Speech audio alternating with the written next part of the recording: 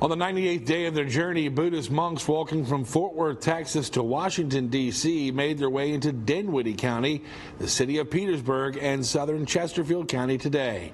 In Petersburg, more than 1,000 people lined the streets along the route to catch a glimpse of the group as they walk towards tonight's stopping point, Virginia State University. The 120-day walk has captivated thousands, with 2.4 million people following their Facebook page that shares the monks' day-to-day journey. The purpose? To raise awareness of inner peace and mindfulness across America and around the world. As the bitter chill creeped into downtown Raleigh, hearts were warm as thousands of people were eager to see the monks walk for peace. I have been following the monks for days and just knew that this was something that I felt like I needed to do. I'm going to get all emotional. Yeah. We just felt so lucky, and it's an amazing feeling to see so many people out. The 120-day, 2,300-mile journey included a stop at the Capitol, where crowds gathered, ready to hear the message of peace. I just thought it was a valuable cause for peace. Temperatures dipped into the 20s, with feels-like digits into the teens. Oh, it's got the job. But for these young fans, the message was important to hear. Peace means like... I think just calm and feeling safe. It means happiness and being together and working together. Cindy Bay, ABC 11 Eyewitness News.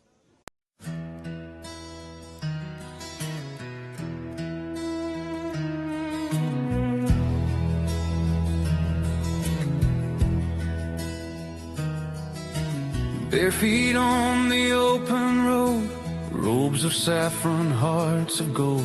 No weapons, no flags, no fear, only love walking far and near. Dust and sun upon their way, yet kindness guides them every day.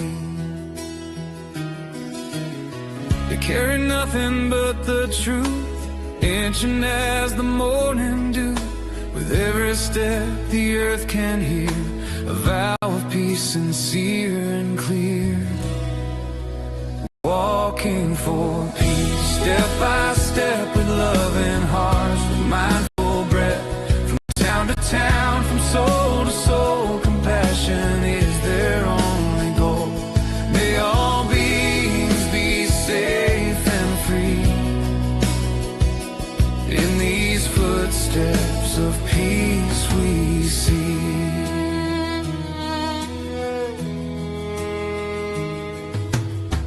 Meta flows where they pass through, Karuna in all they do. Joy for others, Medita bright, equanimity through day and night. No matter pain, no matter cost. Not shouting loud, not asking more, just silence speaking at our door. A living Dharma on the street, where suffering and hope can meet. Walking for peace, hand in hand, leaving love across the land. No enemy, no us or they, just one human family. May all beings be safe and free. Footsteps we see.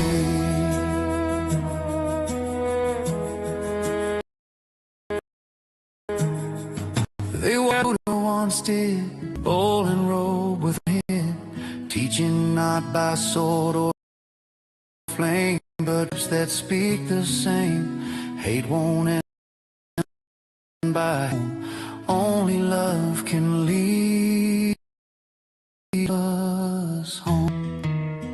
Through rain and heat, through wounds and strain, they keep walking just the same. Not for fame, not for praise, but for peace in troubled days. Each mile a prayer, each step a vow.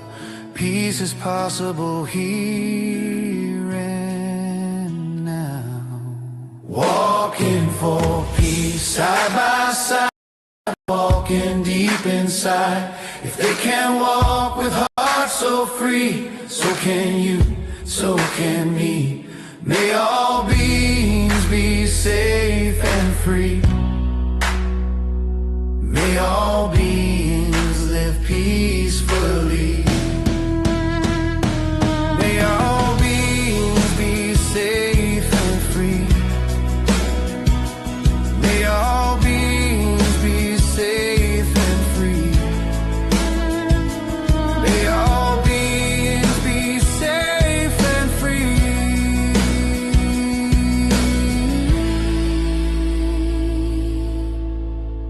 May all beings be safe and free.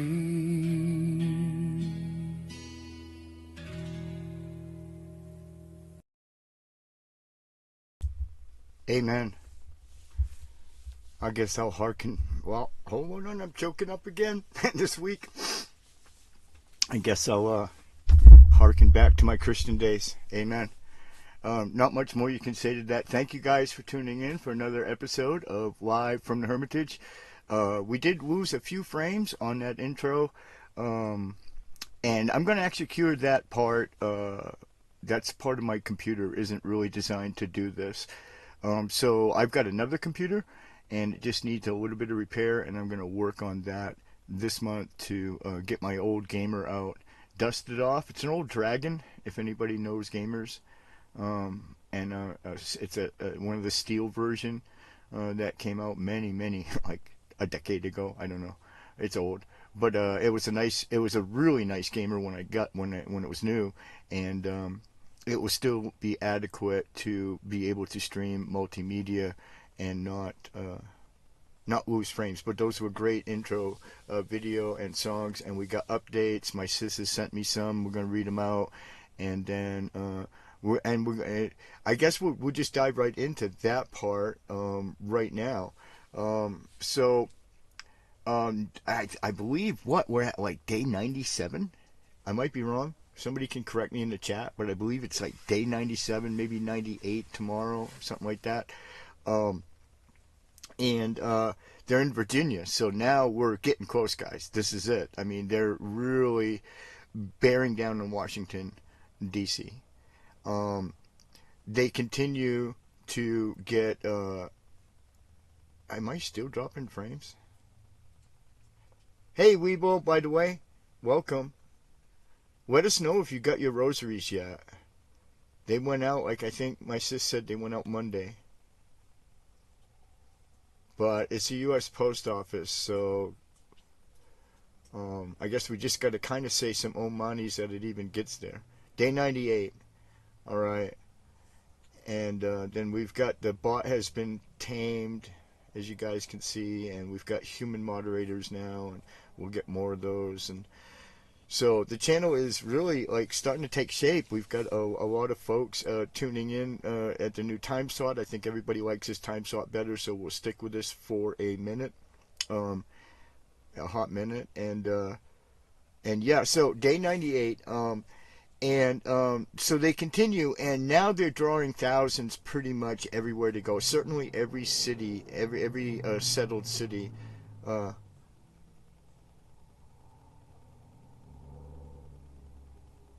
Yeah, they went out Monday, but it went out by like a sort of normal. It's in a. My sister told me what it's called. It's a if it fits, it ships envelope. And I very carefully wrote your address on there from the email you sent. But the return address is literally kind of no good, really, because I don't really have mail up here. So, let's say a prayer that it gets that hopeful. We were hoping by the show. I think my sis was really excited to hope by that by the show you had it. But maybe by next week's show, you'll hopefully, definitely, for sure have it. And I believe, guys, the raffle is started. The bot did his job and started the raffle. So, exclamation point, raffle. Haha, human moderators. Right, well, you know what? The bot was malfunctioning, though. He needed to be, I had a little talk with him. I sat down before the show and had a little discussion about, job security and whatnot, and he decided he was going to tone it down a little bit. for the sake of audience retention. And we're going to actually talk about, I've got some news in the Buddhist content creation department, which is kind of interesting too. We're going to talk about that in a second. Well, I'm excited. I just hope they get to you. It's our first test, really. You're our first guinea pig. You're the only one who's ever won a couple. So there's 2 of them. They're green, like you asked. I think pretty much the only green ones I had, but they look nice to me. And I hope you like them. They're nice ones. They're wearables. I actually decided to start sporting one. So that's why I figured out now why they have the really sort of elastic bandy kind of string. They're actually considered to be like wearable mailers, so you can, and they fit quite nice on your wrist as well. And they pray real good. I prayed on one of them. They work. Greetings from the middle of Ireland. Looks like the quiet of night there. No idea how I fell into your group. Well, thank you for being here. Please give a subscribe, a like if you care to. Stick around. We have a neat show tonight. Try to talk about some cool stuff. I'm going to start with the walk for peace. We usually do, since the walk for peace has been happening, guys, probably, I don't know how many weeks now I've been talking about it. A lot of weeks. My sis can tell since before Christmas. I remember because I was doing shows down for the holidays about the walk for peace. And I was down at my sister's place actually for the holidays. So we've been talking about this for a hot minute, and we're going to talk about it again today. And we got another great closing song. We're going with the country music theme. They are in Virginia after all. That seemed appropriate, and there were some great country songs that came out last week and this week. And we did one last week as well. So it's neat to see all genres of music have really been represented in people that are writing ballads for these monks, because we've had blues. We had a great Mississippi blues one. Oh my God, I love that. We'll definitely play that again at some point. I think what I'm going to do as they approach DC, we're going to go live, and then we're going to. I'm going to cut out all of the content for the last many weeks that I've done on this and put it into one big sort of pile, and that's what we'll watch. We'll watch a lot of that during the live stream as they get into DC. Oh, I guess, yeah, you got to be subscribed to chat. That's true. But thank you. You're number 3. You're ranked number 3 of my viewers right now. As far as prolific posting. So thank you. Thank you for being here, everybody. Thank you, Weeble Wobble. Thank you, Bone and my sis, for so much help today, guys. We couldn't have done this show without them down bottom of the mountain, because they're still down bottom of the mountain. They haven't come back up here into the MRE for the spring. And they ran up here real quick and got my power packs, because I didn't have enough sunshine today to be able to actually do this show. It takes a lot of power. I mean, everything. I have to recharge the lights here around, and then, I have to charge the laptop, the phone, and then I have to have enough electricity to keep the internet on for several hours. So it's not. It takes a bit of farming, and on a good sunny day, I normally knock it out no problem. But I knew as afternoon approached, I was like, no, not going to happen. So they literally came racing up the mountain, grabbed the power packs, and brought them back down the mountain and charged them up, and then brought them back up, and along with a bag full of dinner as well, which I haven't had time to eat because I've been preparing the show. There's a bunch of things I wanted to do. Hey, guys, thanks for getting in the raffle. Who got in? Right on. Now, we have only two sort of like little rules about the raffle. I'll just mention them real quick. It's pretty simple. We have to get 5 people to buy to get a ticket. Because the whole idea of the rosaries to give them away is to try to get audience. And if we don't have enough audience to get 5 people in the raffle, then I would rather say, if you don't mind, I mean, if nobody's mad at me about it, I'd rather save the rosary, to be honest with you. We want to try to bring an audience with this. So tell all your friends, try to maybe even get them here tonight. It's a couple-hour show, and come get a rosary. And the only other rule is you got to be here when you win. You got to be in the chat and claim it. You can't just be like absentee. Mostly because I just got no way to even get your address or anything, get with you. So you got to stay here until we usually do the draw near the end of the show. So anyway, thank you guys. So many people coming in tonight. This is great. 6 viewers. I think that's I don't think we've gotten 10 yet. Concurrent viewers yet. I don't think we broke 10 on this show. We're kind of famous for being audience free, but we're going to talk about other shows later tonight that are not audience free, and we're going to talk about the challenges of Buddhist content creation, and how some things, some tools are coming down the pike here, and we're going to talk about that as well. But to get back to the Walk for Peace, guys, thank you everybody for tuning in. Say hi. Iron Fire Horse, did I keep my word, dude? Did I keep my word, dude? This is my oldest fan. I believe he's the first person who ever tuned into any live stream I ever did, way back when we lived underneath a holly tree, when we were homeless and living out of a wagon and living under a holly tree. Iron Horse, I believe, was literally the first person, and for a long time the only person who ever tuned in. So now he's a moderator finally of the channel, which he definitely deserved to be. And as you guys can see, you can now throw emojis and throw everything. The bot, just so you know, the bot's only going to do one thing. Please don't use curse words. That's the only power it has left. It definitely, if you drop an F-bomb, you're going to get dumped from the channel. But everything else has been turned off. Thank you guys for your patience with that. I've updated the podcast description page to reflect a new time slot. This is permanent now for the time being, 6 to 8. So this is when we'll start. Yeah, thank you, Iron Fire Horse, for your patience. You won't get banned anymore, but mods can't get banned. See, that's another benefit, is if the bot ever does go schizo again and starts, shooting people, you guys got bulletproof vests. Those little monkey wrenches there will protect you from scurrilous psychobots. Yeah. Oh, call me Irene. Oh, you're female. All right, Irene. Well, I'm sorry. Did I refer to you as a male? I may have by accident, right? Because it sounds like a manly name. But if I did, I apologize. And it's good to know your preferred pronoun. We will call you Ms. Irene, for lack of further clarification. So hi to everybody.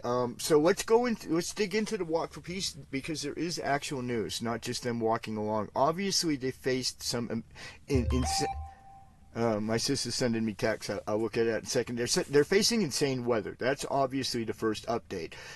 As we all know, especially me and my family here, because we're from New England, so we've been following the big nationwide storm that struck the United States. And thankfully, it wasn't quite as bad as people predicted it might be, but some places really got creamed.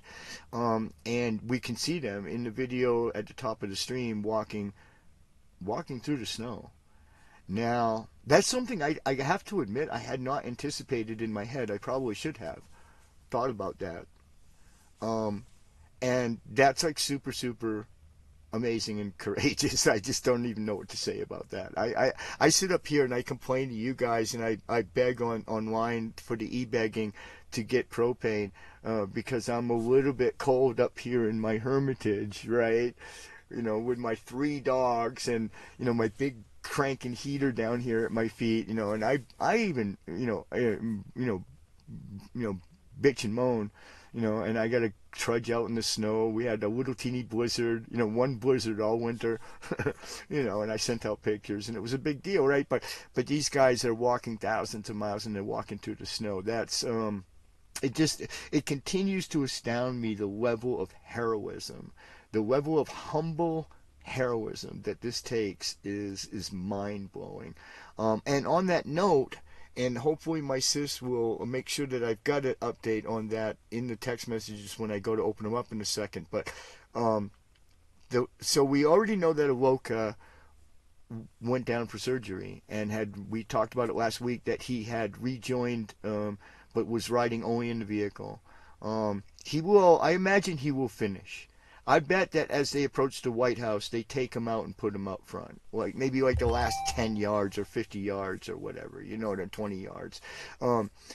So hopefully he does march at the very, very end, but I don't think he's going to march ever at all again, to be honest with you. I really hope he's retired from this, but he's in the vehicle now. He's back with the monks. He was back with the head monk, who essentially he is the head monk's dog. Now, I'm a dog lover. My 3 dogs up here live a very, very spiritual life. They're very much a part of the spiritual adventure of building this Buddhist hermitage up here, and so I really feel for that connection. So it was neat that Alok is doing great, and he's been back with the monks for a bit now. But the head monk, if I'm not mistaken, the head monk is ill. And it sounds to me like it could be a pretty miserable illness. To me, it sounds like the cold or the flu. I mean, I don't know. I don't have exact details. I was not able to find them before the show.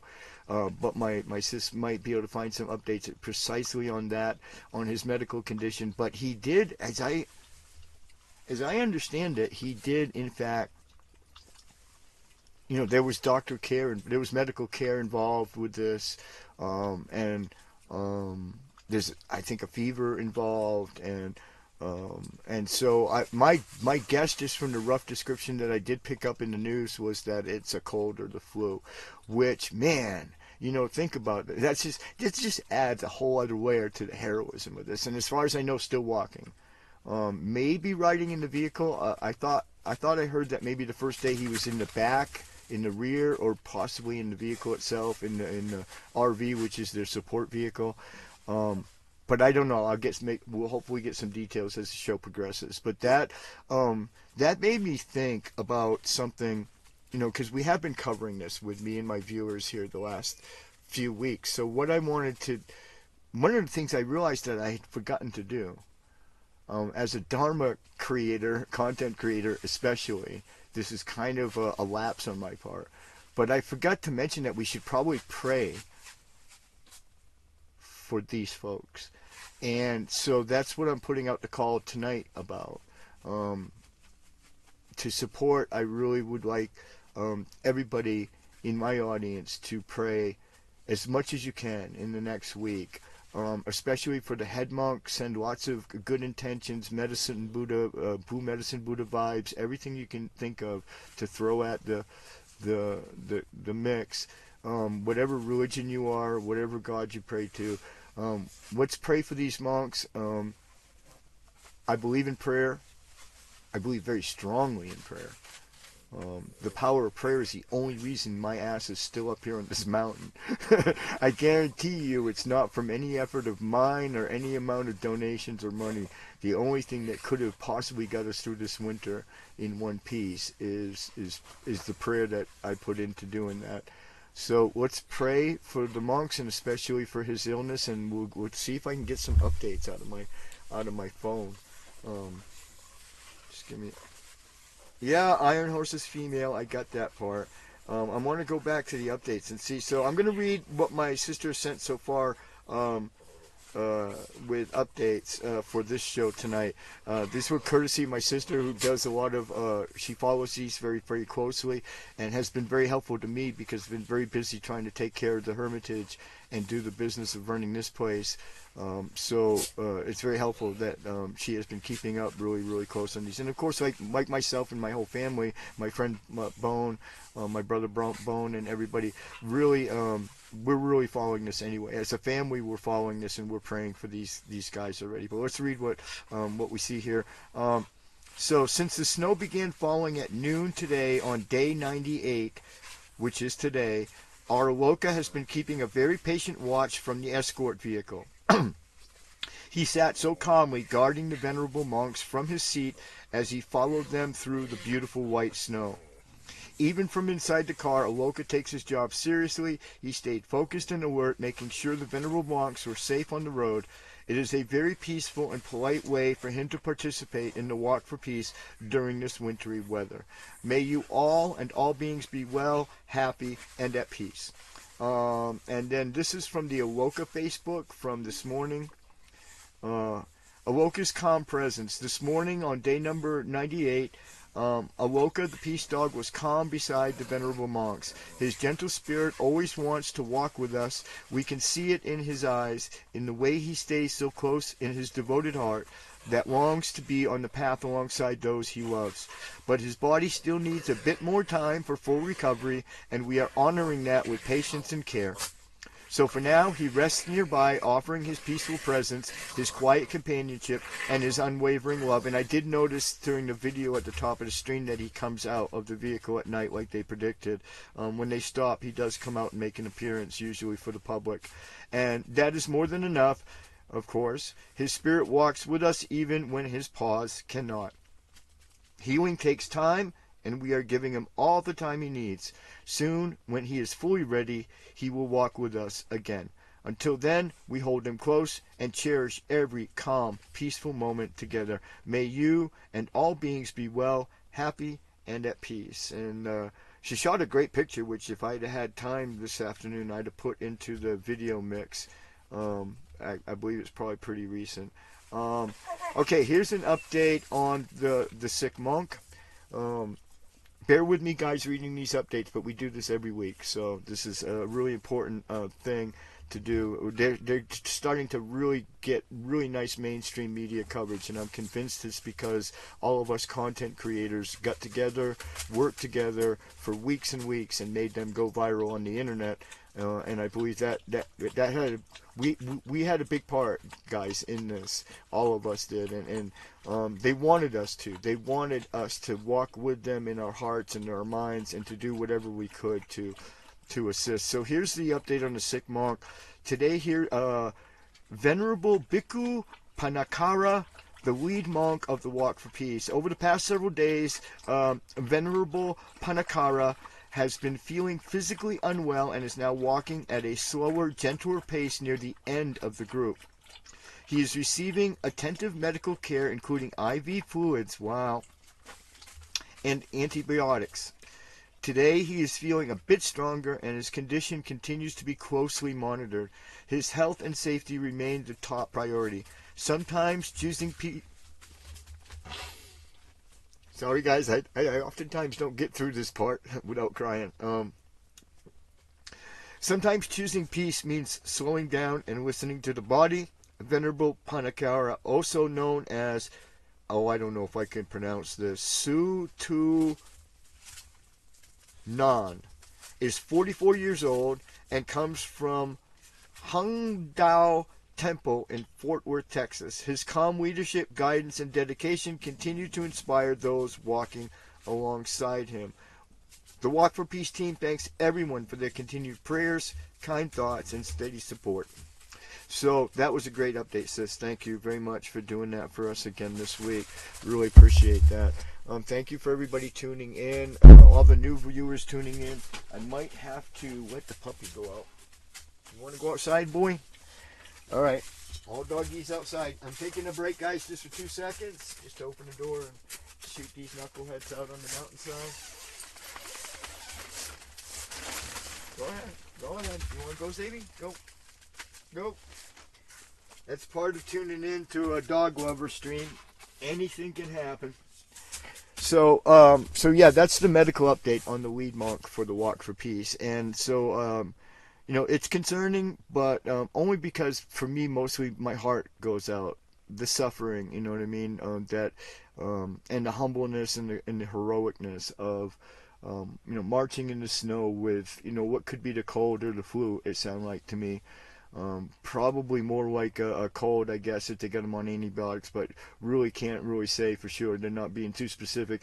I do know they actually had some medical people traveling with them for a good part of the last couple of days, and I believe they were, I saw pictures, I believe they were volunteer paramedics along the way who volunteered to ride in the wagon and just be there, just go a certain distance, and then another group from another local community, those paramedics would go a certain distance. I think they were literally doing like sort of a relay thing with and that makes sense because the firefighters, they're really kind of the unsung people in this whole thing, because we talked a lot about the monks interacting with law enforcement, and that's been obvious all along the way.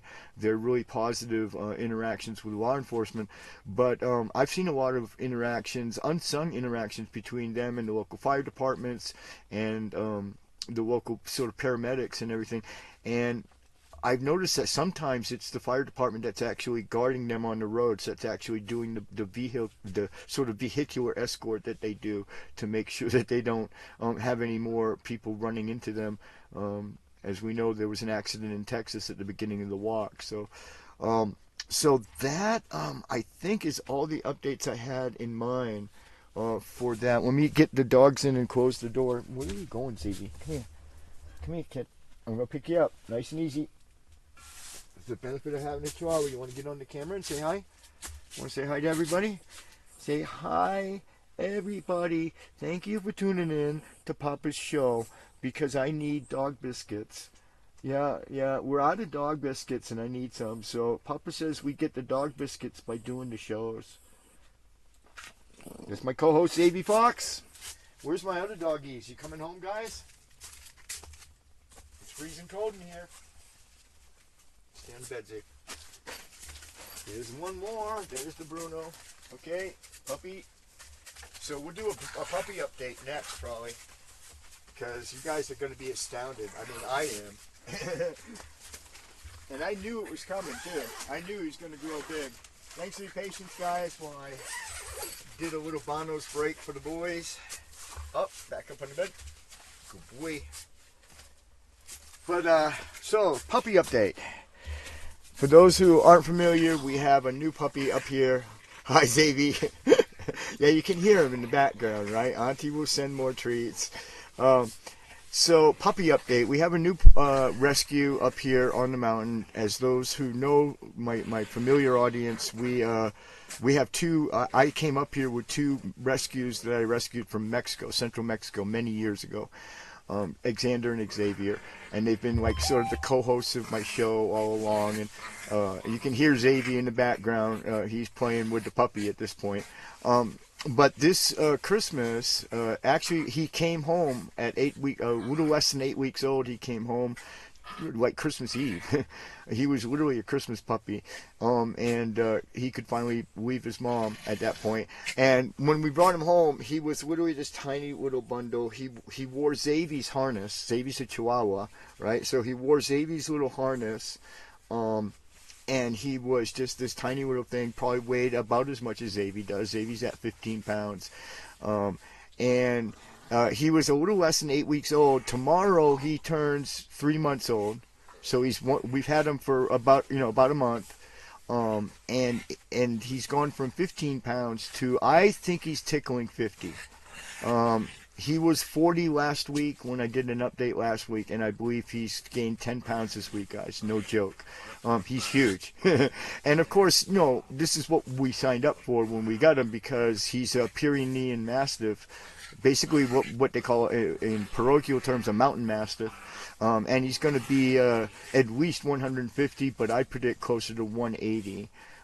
So he's going to be a gentle giant for absolute sure. As far as other news, his health is 100%. Just as like a rock. I'm doing really good with managing his weight and keeping him not getting like fatty, but making sure he does get enough food to grow nice strong bones. It's funny because him and Xavier, you can hear them in the background playing right now. Xavier's learned some interesting strategies, because at this point Bruno is all legs. He's like a giraffe, right? He's like all leg, and so Xavier, when he play fights with him, because he's only a Chihuahua, right? So this guy Bruno already towers over him, right? So Xavier's learned interesting, like, small dog strategies. Like, he rolls, and he knocks his legs out from underneath him. He realizes that the legs are the weak point, right? And so then he knocks him down and then jumps on top of him. And it's just really... He's been huge joy. He's very obedient, very eager to learn. He still makes mistakes. He's you have to kind of pinch yourself, because he looks like a full-grown dog almost already in a lot of ways. but he's only like 3 months old, so he's still kind of a doofus. But he, if he does mess up, though, he takes correction really well.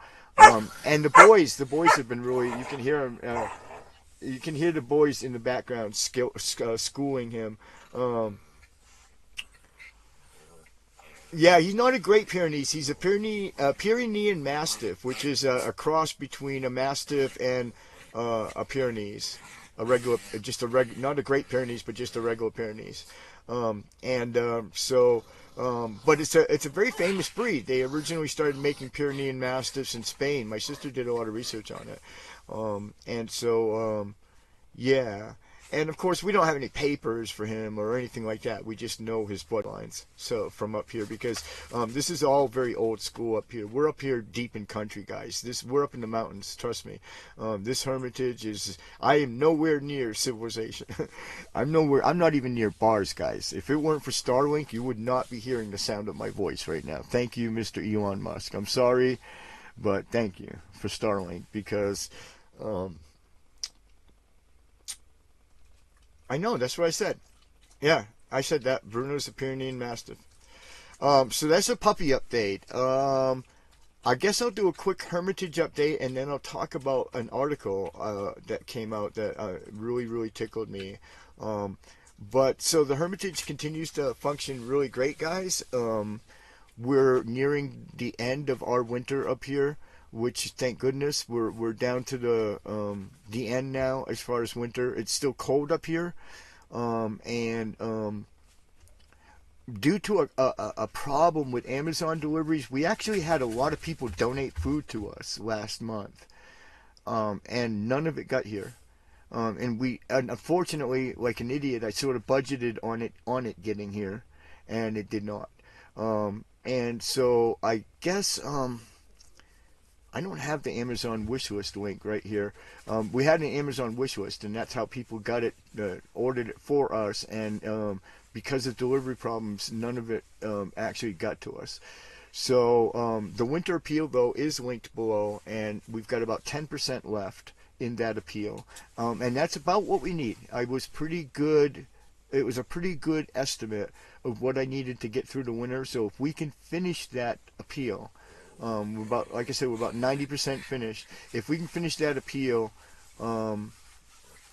we should be good through what consists of winter up here, and it will go to mostly at this point food for myself, because the donations for the dog food did get here. We got a bunch of dog food donations as well, which we obviously need, and those arrived. So we're good with that for a minute, but the people food did not. And so if you wanted to donate to the winter appeal, it's the full moon tomorrow. I might add that tonight and tomorrow is a very auspicious time to give a donation to a religious project like the Dharma Wheel Hermitage. So consider the winter appeal below, and the link is down there, as well as the Walk for Peace links. So if you want to follow their channels, make it be everywhere, guys. Even if you're not a content creator, just put it out on your own little feeds and tell your family, tell your friends about it. That's what we've been doing, and keep doing it. Let's keep telling everybody about this, because they're getting close to DC. And I'm really excited to see what happens and how this culminates and how this resonates in a country torn asunder, really, right now. There could not be a better time for a powerful peace moment in the United States. Literally could not be a better time. I mean, here we are literally at the cusp of war with two countries, Venezuela and Iran. And we've got our entire country literally hating each other. Everybody hates everybody else. I mean, it's like two polar camps, right? You know what I mean? And the hatred is just unbelievable. It's not even political anymore. It's like on the verge of civil war. So there couldn't be a better time for Buddhists, especially. That's why I'm so proud that this is a Buddhist initiative. This is us guys doing this, and to step into the breach and with such a powerful, pure, humble message. And as I said in many episodes, it makes peace cool again. And maybe that's what was needed. I mean, for a while, I think what was lost more than anything is that peace wasn't cool anymore. The algorithms of life and social media and the internet are designed to reward hatred, designed to reward confrontation, designed to reward controversy. You know what I mean? And peace really didn't even have a seat at the table until these guys walked onto the stage. That's my opinion. So in any way that you look at this is a cathartic moment for our country, and it may not cure everything, but it literally couldn't come at a better moment. It certainly isn't going to do any harm. And when we do the final episodes, I'm going to talk about my ideas about what all this means and how we can take some steps towards mutual understanding. I think that peace starts inside of us, and that's the message the monks are bringing. And we need to do that. We need to do exactly what they're saying. But then how do we implement that when the monks aren't walking anymore? And I would just propose some simple things like learning to stop and listen to each other. And specifically what I'm talking about is not just your neighbors who think like you, not just your friends and compatriots who think like you. Because believe it or not everybody's on the same side here. Not everybody thinks the same. Even within Buddhism, I think there is a misperception because so many of the Western converts are liberals. There is a misconception that somehow that's the only thing you can be and be Buddhist. You can only be liberal and be Buddhist. This is a wrong view. I can tell you that for a fact because I'm a conservative Buddhist. Okay. I'm not liberal. I am conservative. And there are, by demographic in this country, all things being equal, about 25 to 30% of all Buddhists in the country are in fact conservative. And if you stop to think about it, that stands to reason, because the vast majority of Buddhists in this country are not American converts. The vast majority are from Asia. They're from Buddhist countries: Korea, Thailand, Burma, Laos. They're like the monks. They came from Laos and from other Buddhist countries, and you need to understand that a large majority of people in this country who are of a sort of foreign origin are conservative. Not everybody's a liberal, and it is not essential to be a liberal. There is no moral high ground within Buddhism for either side in this. It's political. It's an election. You know what I mean? The conservatives won the election, and the liberals are having a meltdown, as far as I can tell. But we're going to talk about this, and I think it begins with understanding. It begins with learning to listen to each other. And so I'm actually going to begin. I'm going to begin that process by trying to understand what the other side is saying, trying to understand what is causing, especially liberals, so much angst right now in our country, because to me it looks like I said, that they just basically lost the election and are having a hissy fit. But I'm going to drop that view. I'm going to put that down, and I'm going to try to start listening to the other side. And what I want to see is for both sides to do that. For both sides of this political divide in America need to sit down and take this message, especially us Buddhists who are on both sides of the aisle. We need to take this message to heart, and we need to start listening to each other. And that's where I believe it begins. Will we be doing hugs and singing Kumbaya anytime soon? Maybe not, but it's a beginning. It's a start. And so one of the things that the Walk for Peace has inspired me to do is to make a new effort to understand all sides in this, all the people's voices, all the different ideas that are involved in this, this essentially a political war right now in the United States, and to try to understand that. And I think that that's the way forward. We have to remember we are one country. We are one people. We will always be that. There's no getting around that. I seriously doubt that this is going to lead to the breaking up of the country the way some pundits see it. We are one nation. We are one country. I love my country, and there's nothing wrong with that. You can even be against your government and still love your country. This is a beautiful country. I live in the Trinity Alps. You know what I mean? I mean, this is one of the most beautiful countries on earth. And a great country with wonderful, beautiful, good people. And we just need to get back. We need to get that anchor message that the monks are talking about. We need to find the peace first within us, and then we need to be inspired after the march is over to how do we implement that. You know, beyond just walking and praying, how do we implement that? How do we reach out to our fellow Americans and people all over the world, people in Canada, who are literally afraid to come here? Right? I mean, we have lamas who won't come do retreats here, right? Because they're afraid to cross the border. And to be honest with you, I agree with that. That rightfully so. They've got a reason to be afraid. I don't want that. I don't approve of that. I didn't vote for that. Okay, so anyway, we'll talk more about that part of it in a non-political way. But we'll talk about it as they near the end in D.C. And I really think that we can take this message forward, especially as Buddhists, and make a difference simply by learning to listen to each other more and spreading that message to other people, other Buddhists, to let's all just take a deep breath and pay attention to each other. You know, learn to listen to each other. And I think that's what's missing, is we're all talking past each other. We're all in our echo chambers. You know, we're all sealed in on social media into our echo chambers. And it's a self-reinforcing kind of thing. And the way that we break out of that is by learning to not just talk, you know, everybody's talking too, right? But learning to listen to each other and really hear each other.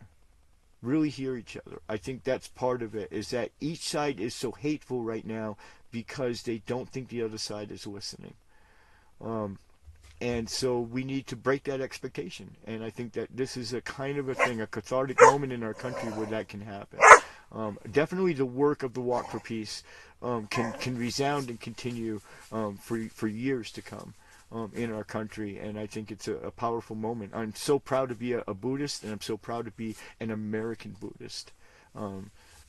Once again, as Buddhists have throughout the history of our country, they are stepping up to the breach, because whenever America has had severe social problems, the Vietnam War, for instance, it was Buddhists who stepped up and made a huge difference in bringing that war to an end.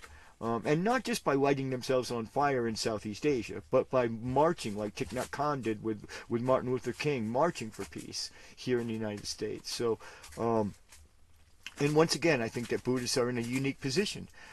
We of all the religions don't really have a lot of enemies, right? I mean, if you think about the top 5 religions in the world, right? You know, and you've got, you know, the Christians, the Jews, the Hindus, you know, and the Muslims, and then the Buddhists, right? And so out of those, you know, top 5 religions, you know, we probably have the least enemies amongst other religions. I mean, people have the least reason to sort of maybe hate us. And then not total, it's not like we're clean from. Oh, so I should check the chat. Oh my God, I'm ignoring the chat. But anyway, there's my big spiel on the Walk for Peace. Did the Hermitage update. I want to talk about this other thing, guys. Let me check the chat though, real quick, and see if anybody was mad at me, because I might have gotten near talking about politics there. So let me check the chat real quick, guys. Thanks for the stream. I got people holding in and watching. Get in the raffle! ! Raffle. If we get 5 people, we'll draw for a free mailer at the end of the show. They're nice mailers, guys. They're really kind of cute. I like them. Oh, I'm sorry, you need to look for a substitute. I can actually point you in the right direction. I don't know if it'll be ready in Canada yet, but Amazon is going to do a competitor They've already sent it out to the influencers, the tech influencers, so you can actually look at some YouTube videos of people using this system. It looks very much like Starlink, but it's called Amazon Leo, which stands for Low Earth Orbit. And they haven't put nowhere near the amount of birds up that Starlink did. I think they're going to ultimately have like maybe 800 is planned total. And I think maybe out of that they might have 6, but those numbers are not reliable. I don't know if my memory serves. But I have seen it demoed, and it works quite nice. And they're supposed to try to compete against Starlink by competing on the price point. So you might even get it at a little bit sort of cheaper price than you would Starlink. So there's that. So look for Amazon Leo. Look for it first on YouTube, because I'm not sure it's available yet, but it's coming close. Because like I said, they're already sending it out to the tech influencers to do YouTube videos about. Cash is very much welcome, please, guys. We tried the Amazon wish list. It did work to get us dog food, a real lot of dog food, and I'm really appreciative of that. If the fellow who donated that is here listening on the stream today, another great thank you for the huge bunch of dog food that arrived this week from Amazon through that wish list. It does present problems because not every address up here is deliverable, and that's what happened, is they got lost in the shuffle of undeliverability.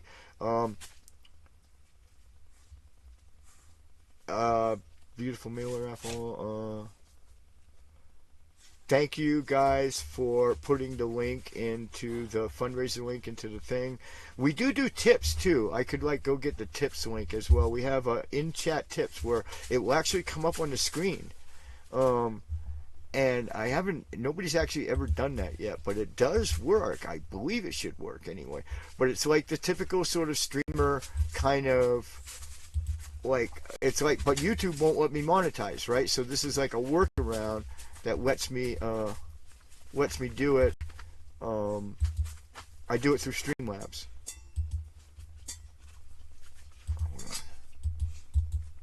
There we go. So there's the tips. And then I'll do we have a merch store now, guys. I like the merchandise. There's some of the stuff I really want, like the coffee mugs, some of the hoodies. I think they're incredible. So I'll put that in there as well. Hold on. So the stream is shaping up. We just need to get the other computer going so that we don't drop frames the way we occasionally do, because this computer just was never really designed to do multimedia live streaming. Let me continue with the chat. You guys are really engaging here. As you can hear, the dogs are all active. Don't set yourselves on fire on that heater, guys. And definitely not sweeping through tonight's stream like they have in the past. Center, possibly leaning left. I don't know what I am. You know what? In Maine, where we come from, I ran for office. My sister loves to brag about this. But I ran for office many moons ago. I ran for the Maine state legislature. I ran as a Democrat, to be honest with you. But one of the things I learned in the process of doing that was kind of astounding, is that Maine is a very rare state in the sense that the independents, those who are registered independent, outnumber both the Democrats and Republicans put together, which makes it incredibly difficult to fabricate a campaign strategy, right? No matter what party you're running for. Unless you're independent, right? And then you can just mix and match, your socks and see if it works out, right? See if people like it. But so it's actually a very rare state in that sense. It's a very independent-minded state. And I think to this day I consider myself an independent, but I definitely I voted conservative over conservative issues in this last election, and I have no regrets for that. And so, again, I mean, I part of the thing is that both sides really believe they're right, and that's maybe they are. It's a democracy, right? There's not supposed to be an absolute right or wrong here. This is a political dialogue, a political marketplace of ideas. So I'm open to the fact that maybe I'm wrong. I'm open to the fact that terrorists were going to tank the economy, but guess what? They didn't. Prices up here, even up in the mountain, where we're in the middle of nowhere, they're naturally kind of high. They're going down. So I don't know. Like I said, there's a lot of I don't want to get into the politics of it because I don't do politics ever on this channel. But my point is that we got to start listening to each other, and I'm willing to march that step. I'm willing to take that step. What I want to see though, because my liberal comrades outnumber me in Buddhism, in life, sometimes in some spaces, but definitely in the Buddhist space, I'm outnumbered. What I want back is equal time. That's what I want back in return. I mean, it's got to be a two-way street. Everybody's got to listen to everybody, and that can't just mean us listening to them because they're so upset. I can't help that they're upset. Okay, so but it requires an effort on their part as well, and stop the demonization.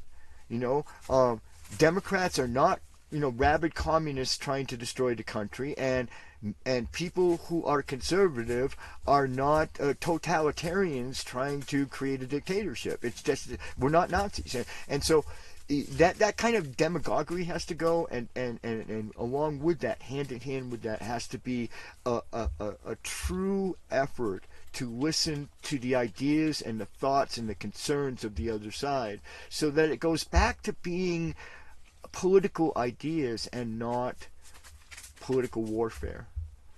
Okay, and I think that I also think that it has to begin with peace, and part of what can come next is both sides condemning violence, categorically condemning all forms of violence. That, I think, is another foundational thing that both sides could, if they chose to, stand on, because it's so obviously rational that violence should not ever be a method for handling political discourse, not in the United States of America. It's not necessary here. It's never a good thing for violence to take place, and we have to agree to that. I think we have to agree to those principles of listening and nonviolence, and settling our differences in a different kind of way than hating each other, because all we're doing is feeding these algorithms and making the oligarchs rich. No matter whose side they're on, we're just making people rich by continuing to hate each other like this. So how do we end that? And like I said, I believe the Walk for Peace is a cathartic moment, and these are the kinds of things I'm going to be talking about much more, but after it's over, after we're past DC and it's over. How do we capitalize on this moment, especially as Buddhists? And so I have some ideas. Still 7 viewers. Nobody's bored yet. All right, okay, I'll keep going in with the chat here. You're in Canada. You're from Scotland originally. Wow.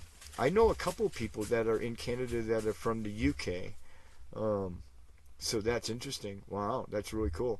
Hold on, I lost my place. I'm in Canada. Say often, I love my country. It's the government that is the problem. It's always the problem. It's always going to be the problem, because power is always going to corrupt. Absolutely. I'm not in favor of any government. Trust me, when my family will tell you, my sister herself will tell you, I'm a born sort of anarchist. I'm not in favor of any government, ever. You should always not talk to the police. You should always ask for a warrant. You should always resist, the government in every reasonable, lawful way possible. I guess I'm just into certain ideas, and right now that I think are important for our country, and so is the other side, right? So,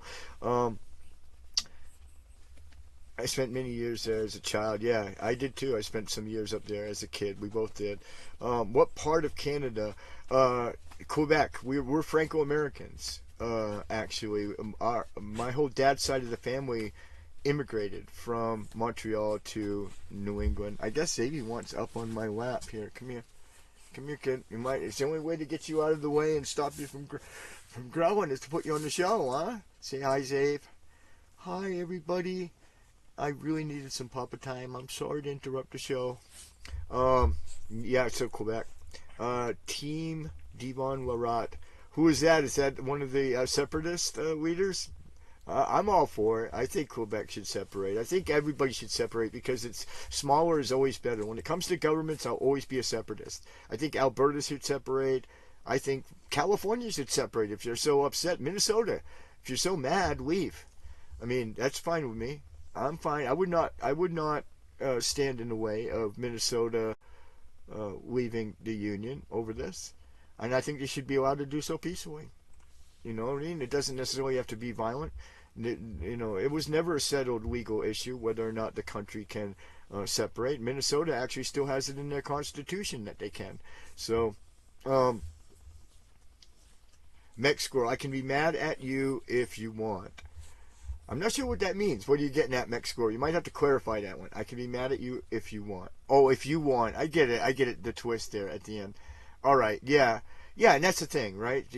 We got to stop being so angry about this shit. It's not like the biggest... Ooh, A Winsong gets in the raffle. Thank you. But, guys, we might get enough people to draw tonight.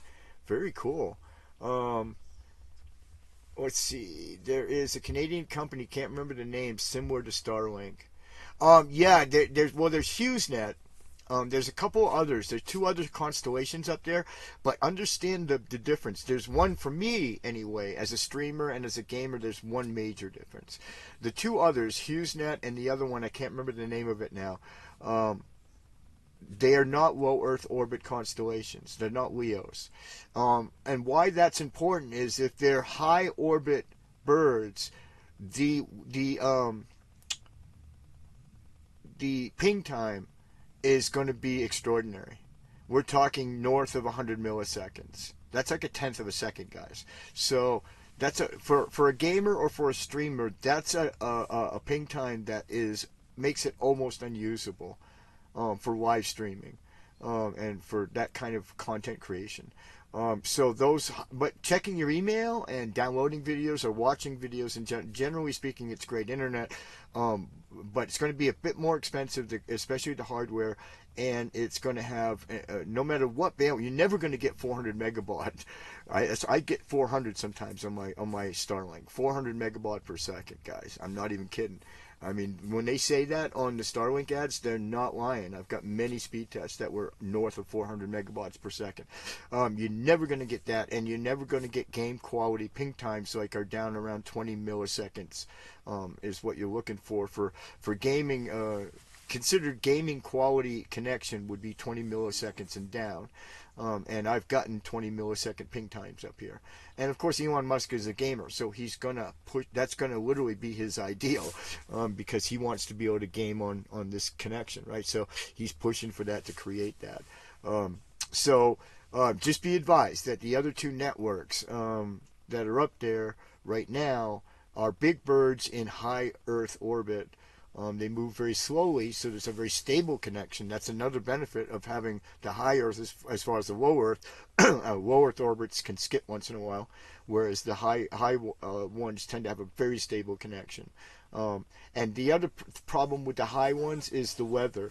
They tend to really degrade connections in the weather. During the blizzard, my Starlink antenna turned into a solid block of ice, and it's still connected. And I got decent bandwidth. It just took about maybe 3 times longer to boot up and connect to the network. But other than that, it connected, and I got a connection right straight through the ice. And of course, Starlink antennas melt the ice. So it actually melted and fell off after I booted up the internet. There's the ideas of satellite connections. I'm pretty in on it. I love this kind of thing.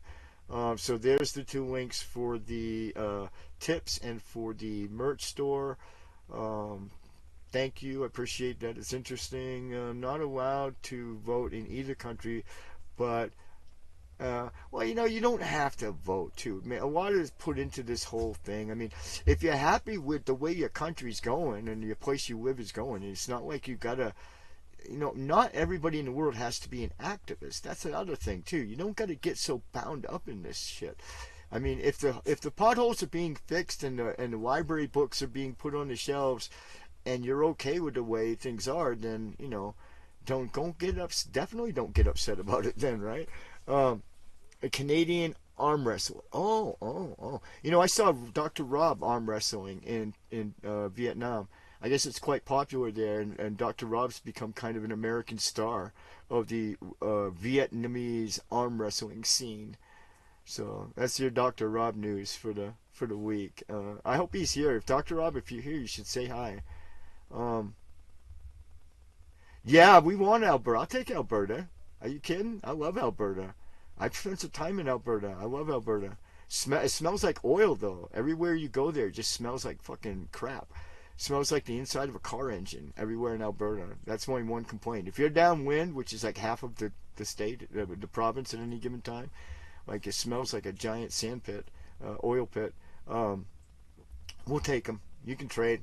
Anything to get rid of Waltz, man. Anything to see him go. He's such a buffoon. I don't need it for gaming or live streaming. Then yeah, you'd probably be good with HughesNet or any of the other there's two high orbit ones. I can't remember the name of the other one. HughesNet is one. I don't know if that's the Canadian company you're talking about, but there's two up there right now. I know HughesNet is one that's been around for a minute. But that's the only difference really, is you're going to have lower bandwidth. It's going to be an inferior product. I mean, it's going to connect you, but it's going to be an inferior product to the Leos. The Leos are definitely the way to go. Waiting for me to correct him, Weevil. What did I need correcting on, sis?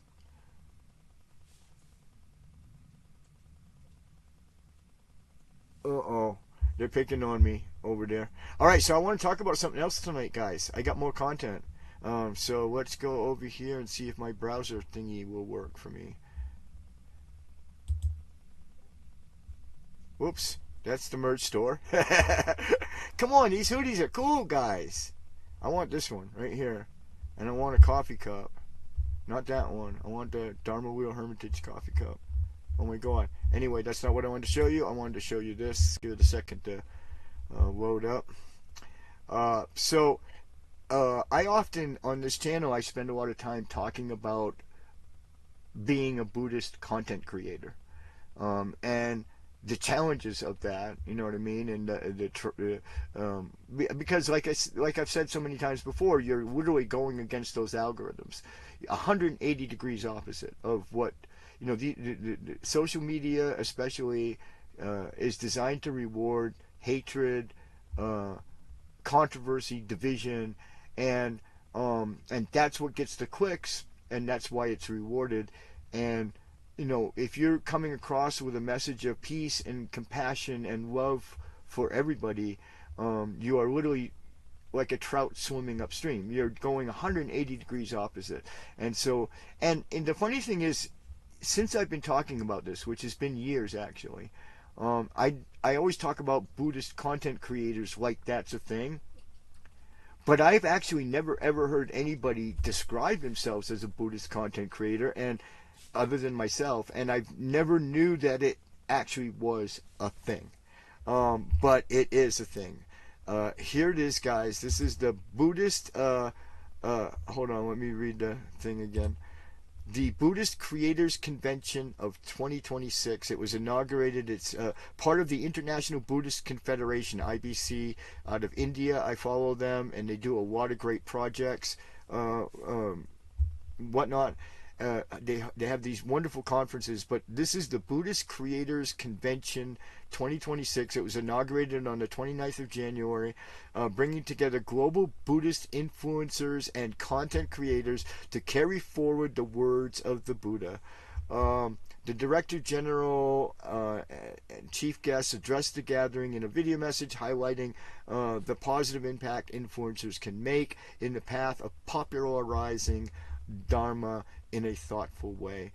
Well, there it is, guys, and there's a link in the description of the stream below for this. And how about that? So we've got like not only is Buddhist content creation like an actual thing, that not just something I made up like in my head, but here we are, we got our own sort of international convention. So go check them out. I follow this account on X, but they got YouTube channel as well and a website. They're a big sort of umbrella group out of India that's sort of in and of itself is sort of functions as an international Buddhist conference. And so this is sort of a sub-conference that they're doing, a project that they're doing. And check them out, and I'm going to go check it out. I didn't have time tonight to go over to the website and watch this video that they're talking about in the post, but I'm going to definitely afterwards. But I saw the post this morning, and I was like, that is just so cool. We need all the help, all the tools, all the advice we can get to, again, swim upstream.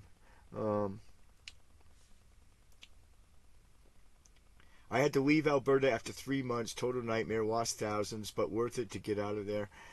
Yeah, I mean, I visited. I mean, it was fine. I loved the grasslands. I think I liked Manitoba a lot. I love the grasslands of Manitoba. And then I also visited, I forget the name of it now. What's the one after Ontario, but you're not as far as Manitoba? Or maybe it is Manitoba. I don't know. But I visited most of New Brunswick. I stayed a whole winter in New Brunswick, which was about as much fun as spending the entire winter in my home state of Maine. That is to say, not fun at all. Not even a little bit fun. So, yeah. Wow, I still got 7 viewers, guys. How many people we got in the raffle? Anyway, that's the, check out the link, guys, to the post. Follow these guys on YouTube and X and other places. They're a big umbrella group. They do a lot of neat stuff like this, and this is really neat. This is something that was just great to see, very reaffirming, because it is a very hard job, guys. If you think making Buddhist content is easy, it's very hard. And I mean, if you just start to think about it, I'm trying to do this for a living, right? So, and what do? Even if I could get monetized by YouTube, which I can't because my channel's not big enough, right? Manitoba, yeah, that's the one I was in. They grow all the oats and the corn there. I spent a bunch of time in Manitoba. All Germans, very interesting. All people of Germanic descent, not like either English or French. Manitoba's a very interesting province.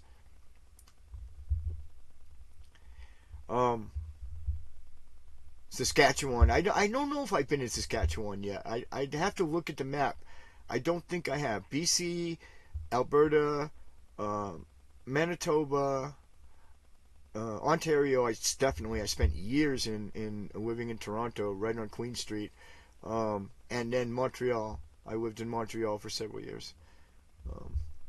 Altogether, I spent 11 years out of the country. I spent 7 years in Canada and 4 years in Mexico. I went straight from Canada to Mexico without coming home. So, total of 11 years, and I missed everything. I missed COVID. I missed a whole chunk of American change. Right. So when I came back, it was like huge culture shock.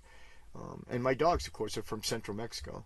My other two, my little Zave here, and Zavey's hamming it up on the camera tonight for you guys. Hope you appreciate that. Let's get him big. Zavey's hamming it up for you guys tonight. What do you think, Zavey? You see the little green light there? See the green light? That's your audience. Oh, thank you for those kisses. Oh, well, thank you for those kisses. That's very nice. Yes, you're a very nice boy. Oh, Queen Street is awesome. I tell you, that is the heart of Toronto. That is really the heartbeat of Toronto, culturally speaking, that whole area. That's the Arts District, actually. That whole length of Queen Street that I ran on from the Orthodox Church down to, at least like 8 blocks down from the park, really, and then going about 8 blocks. But that whole area is the Arts District, Arts and Design District, they call it. And it's just a wonderful, wonderful area. He is being a very good boy. The other two are dead asleep because they're not good boys. See, they spent all day, Xander and Bruno, being hoodlums, okay, and terrorizing this guy. So they're dead asleep, and he's like sought sanctuary on my lap to finally get a break from, Xander and the puppy, who are just ridiculous together. You know what I mean? They've got so much energy, and Xavier's kind of older now. Sold flowers down there. That's interesting. You would make a lot of money, especially in the summertime, or I guess too around February. But no, Canada is fantastic. I love my time there. One of the things I noticed about Canadians that's different than Americans is Canadians overall seem to be much more content people. And I'm talking about all walks of life. Because I hung out with all the demographics, from homeless people up to, like, world leaders and stuff, politicians. But everybody there just seems to be not as anxious as Americans are. Not as wound up. They have a pluralistic democracy there. So it's very different, right? You have many, many different parties there, and all those parties have ways of getting a say in things, right? And that's how parliamentarian democracy works, right? It's a very pluralistic process. And I think that I would love to see, like, discussion about turning America into a parliamentary democracy, but, the conservatives always shoot that down right away. But I think that part of the problem is the two-party system. The fact that it just sets you up to have this diametric opposition, right? I mean, it's binary, right? So there's no way around that. And so being able to have not just a third party, but many parties, I believe would maybe help take some of the sting out of this political dialogue, and Americans would learn to talk about politics in a different way. Because I don't actually think that everybody is a Republican or a Democrat. It's just there's only two places to sign up, right? So if you want your voice heard, and the party system is how your voice gets heard, right? So if you want to be a part of it, really, an effective part of the democracy, then you really got to kind of pick a side. And that's, I think that's to me, that's a big part of the problem. Because I don't think any of us are 100% on any of these knucklehead sides. These politicians are not our friends, and we know that. So, yeah, but 3 is better than just 2. It's still, it's the world of difference. It's a world of difference, okay? And I bet still the little parties got ways of being heard, because they can coalesce up. What do you call it? Coalition? They can form these little coalitions and still get some kind of way to get heard. I just think it's more satisfactory politically for people to have that and have those choices.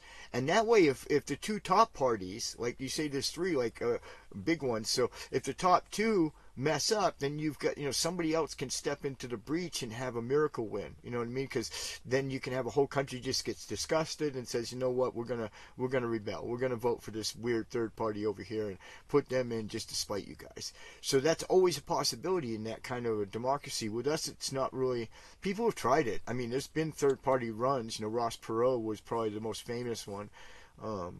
Almost made it. I mean, almost got elected president. But he spent like $1 billion doing it, and in the end, still lost. So it's just impossible, I think, to break the stranglehold here.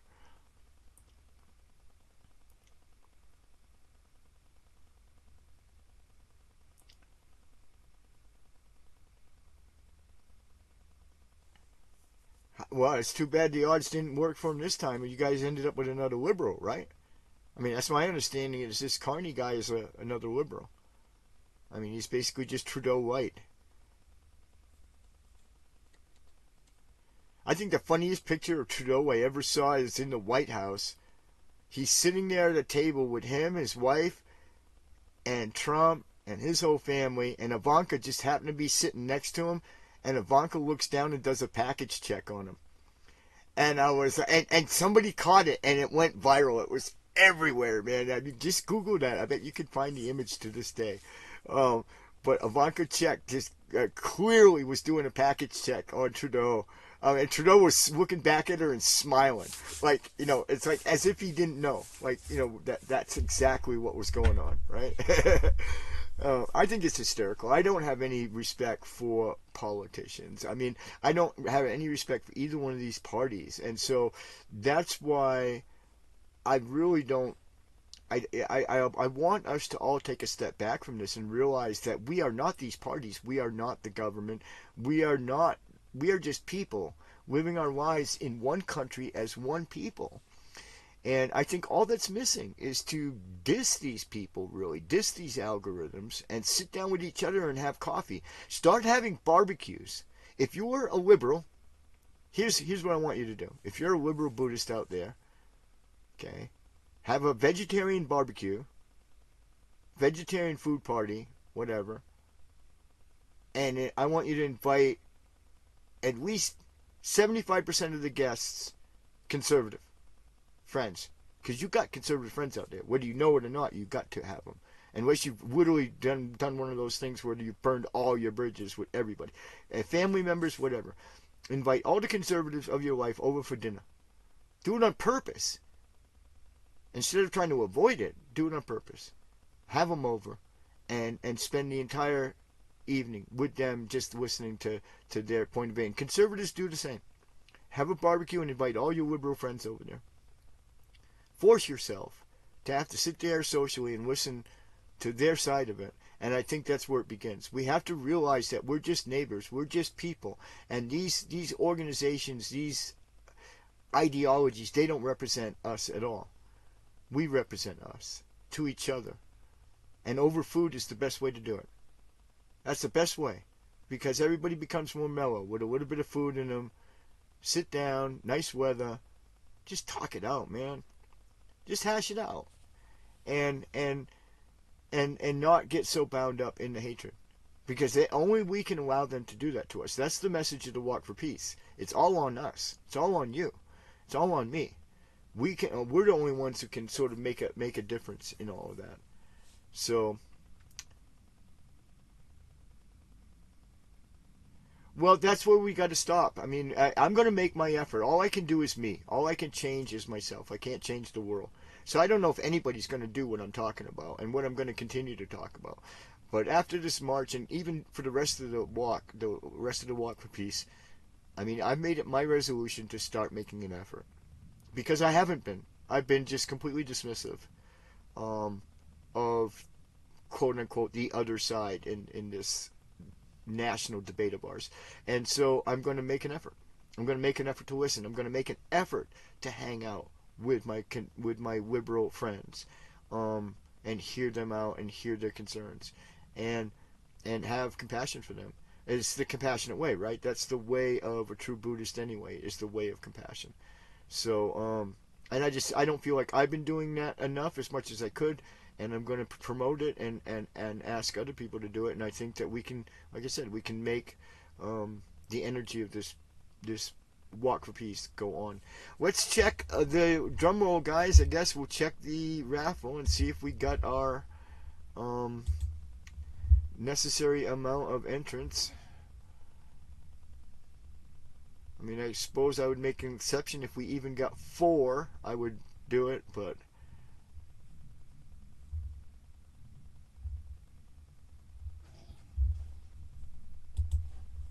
give me a second, guys, so I load up the control panel. Thank you guys for staying in the stream. I think this might be one of the longest streams we've done. We might actually get 2 hours. We got 2 people. Come on, guys. At least a third. Come on. At least a third. And I'll do a drawing.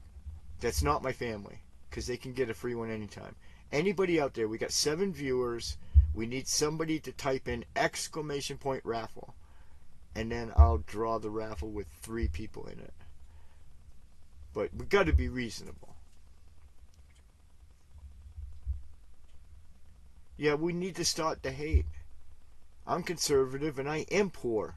Literally, I was a homeless guy when I voted in the last election, guys.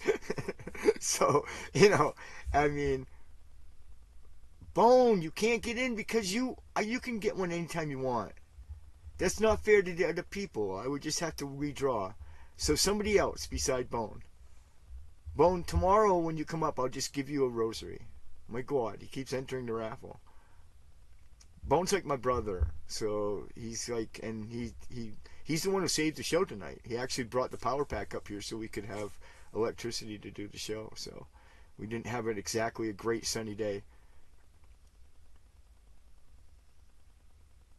There's one. There's that.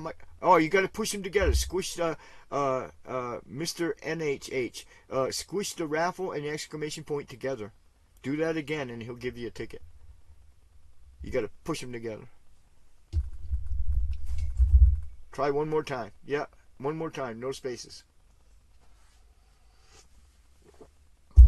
Guys, I'm drinking. Thanks to a little bit of good luck this week, I managed to get some hot chocolate and some animal crackers. Those are my indulgence this week.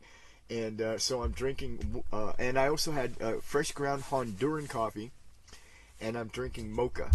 So it's a combination of hot chocolate and fresh, gorgeous Honduran coffee, which I've become quite attached to as of late. All right. So, keep them. Keep what? Beautiful mail. Keep my mailers? Oh, Bone, we'll get more. We'll get more mailers. I gotta plug the power in, guys, and then we'll draw. My battery saver just went on, so let me get the power plug real quick. Put the co-host down on the bed. Oh my goodness, what a boys. Oh, maybe I should. I guess I can't. So, who's in here?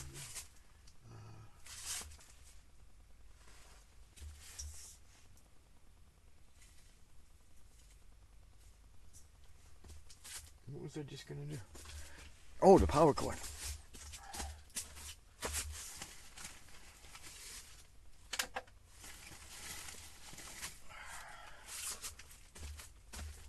Well, guys, thank you so much for staying and watching this whole night.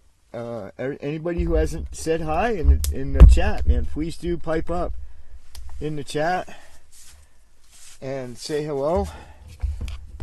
Anybody, last minute raffle? I guess we'll do the raffle here as soon as I get my power cord plugged in. Thanks to my brother Bone, we have plenty of juice up here. It's a nice thing. Let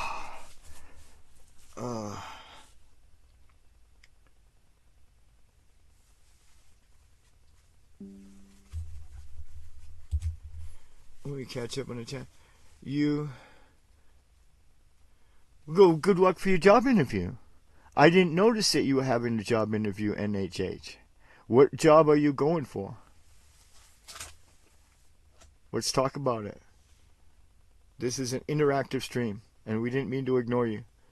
Hot chocolate sounds great. So grateful for the cold.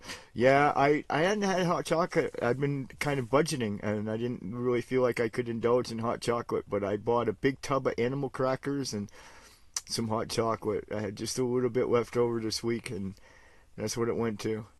My little comfort indulgence, my comfort food, for 1400-year-old hermitage that's featured in Star Wars. You're going for that job of 14. I think I'm going to need an explainer on this, NHH. But I like the idea of a 1,400-year-old hermitage that's featured in Star Wars. I'd like to see that.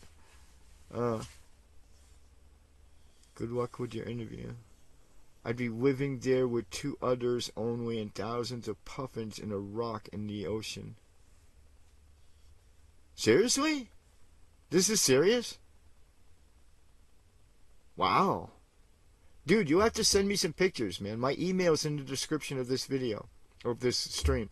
Send me some pictures of that. You can even come on the show and talk about that. When are you going? When do you leave for this?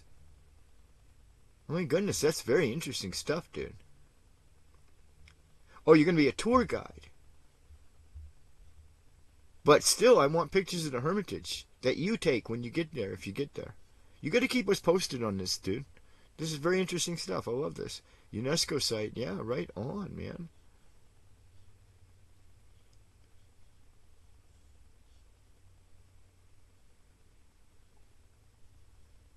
Wow, good luck with that. Keep us posted. Come back next week. And when do you know? When do you find out, NHH? When do you find out?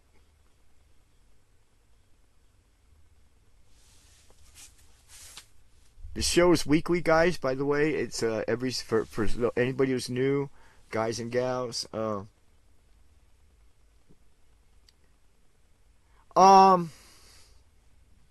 don't know that I'm any particular lineage at the moment. I definitely I would consider myself to be in a general way a follower of His Holiness the Dalai Lama and the Karmapa, the young one, not the older one. I know we got 2 and it's a big controversy, but and I think that if I was going to claim a lineage, and I don't know enough about it to even tell you what it is, but I would probably be interested in the lineage of Lama Choga, because I'd like him to be my teacher. and I plan on learning from him, at least for the time being, and I want to take the robes. And so I would be willing to carry on his lineage if he helps me to get the monk robes. But I don't know that I have any particular lineage that I feel a part of right at this moment. But like I said, I could end up ordained as part of, part of his lineage. And he's from there in Scotland. His monastery, the main monastery where Lama Choga did most of his training, I believe, is there in Scotland. So, well, I don't have a monastery. I'm never going to be, I might be a monk, but I'll never be in a monastery. I'm going to be in this hermitage. I have 3 dogs, and I'm determined to be a monk. So they're not going to let me live in a monastery with 3 dogs. It's just not going to happen, right? So I built this hermitage specifically so that I could be a monk, build my own institution, right? Make my own rules. And here dogs are welcome.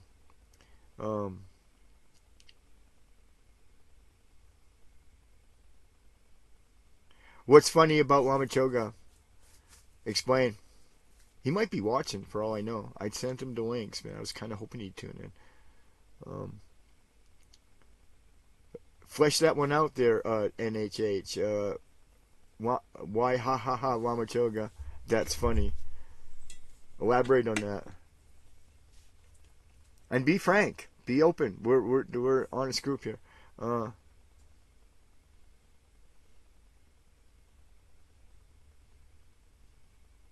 Well, you have to. I mean, that's the thing with live streaming, especially. I did this professionally for years as a game streamer before I decided to devote my life exclusively to Dharma. I game streamed, and so sitting there all night long gabbing with people that's the job description essentially of game streaming, playing games, gabbing with people, and that's it. And yeah, having the gift of gab, being a good storyteller, that's all about content creation. And I'm actually going to write some books. I've already written one, Visor Cave, if anybody's interested. You can go to dharmabumpublications.com and pick up a copy of Visor Cave. But I'm going to eventually write some Buddhist fiction. I want to actually try my hand at Buddhist fiction. So, eventually. And I got another book coming out in June, guys. I haven't made the formal announcement yet, but I'll leak it now. But I have a second book coming out June 1st, and it's called Vajrapath, and it's a brief history of Tantric Buddhism. And so that should be a neat one, too, as well. So go to dharmabumpublications.com and bookmark that website. You can follow them, and then believe me, when the book's getting close to coming out, I'll start talking about it a lot more. Well, thank you, NNHH. I really appreciate that vote of confidence. I don't know how in touch with reality I actually am. And I think that my sister and my brother have to be down there at the bottom of the mountain chuckling at your comment, going, wow, you just don't know him.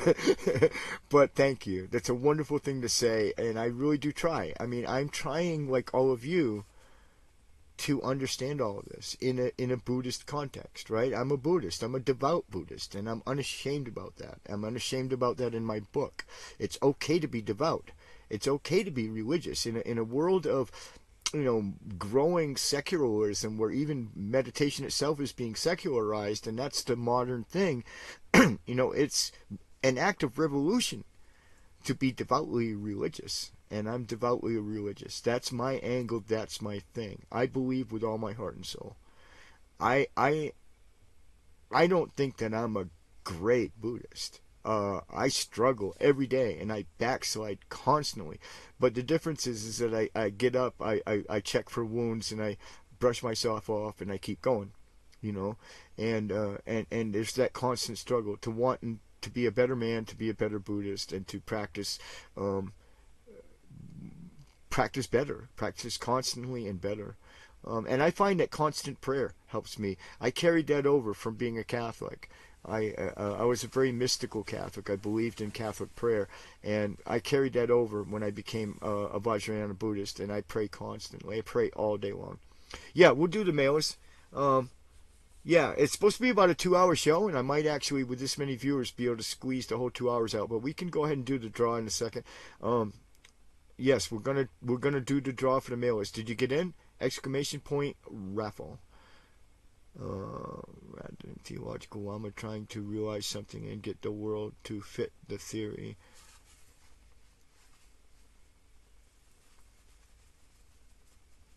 Well, to me, Buddhism isn't a lot about talking.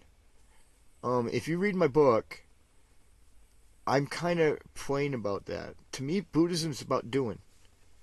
And what you need to do is actually really super simple. Now, you can elaborate it all you want. That's what Tantric Buddhism in particular is all about, is making Buddhism more elaborate, giving you more sort of tools that you might be able to use and stuff like that. But at its very essence, at its basic, at what Buddha told you to do every day, right, is actually some really simple things. And if you do them every day, even for 5 minutes a day, that's the idea of my book, is that even if you just do these simple things that Buddha taught for 5 minutes a day, your life will be fundamentally changed. And that's the notion behind my book. But I really prefer a simpler approach. I love Tantric Buddhism. It's not like I don't love the elaborateness and the magic of it all. But I think, squish them together, user ZX. Exclamation point raffle, all one word. And then it'll give you a ticket.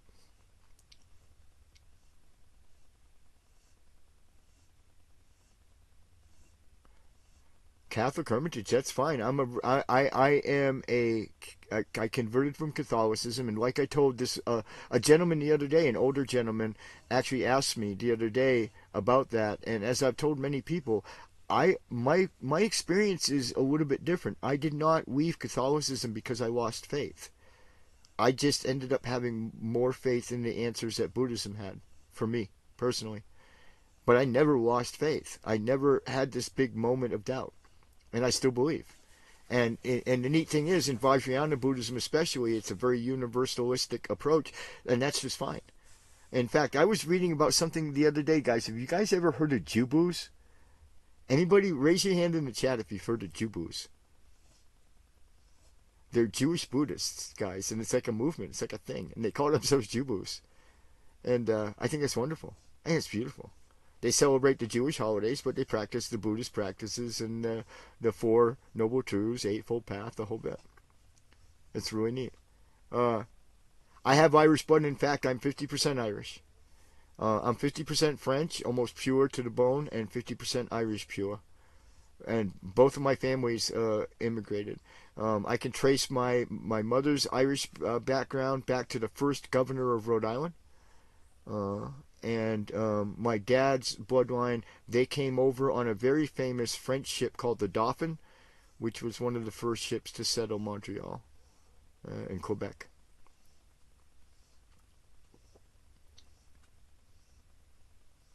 There you go. You got in. He gave you a ticket now. Good, good, good. We got some people in here to raffle today, so it's gonna be fun, guys. Between the Holy Spirit and emptiness. You know, for all I know, not much. I mean, I'm going to actually explore that. My third book, which is going to come out Christmas, actually, of this year. I'm really quite prolific, and I'm really working on a couple of different book projects right now. But my third book, which is scheduled, I want to release it on December 1st, is going to explore that exact topic, which is to say the nexus between Christianity and Buddhism.